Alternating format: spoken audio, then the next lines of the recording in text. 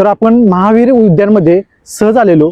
तरी या महानगरपालिकेने इथे या उद्यानमध्ये लावण्यासाठी जी रोपं आहेत ती रोपं इथे ठेवलेली आहेत. तुम्हाला दाखवतो एक मिनिट.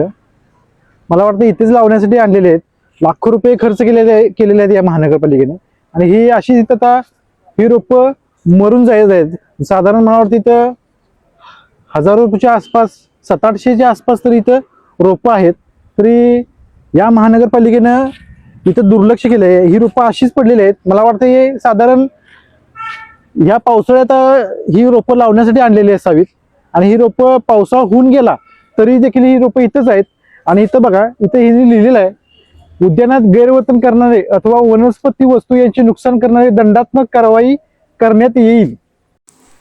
तरी आपल्या महानगरपालिकेला विनंती आहे की या झाडांचं संगोपन व्यवस्थित करून त्यांना जीवदान द्यावं, हीच या महानगरपालिकेकडे या संघटनेकडून विनंती आहे.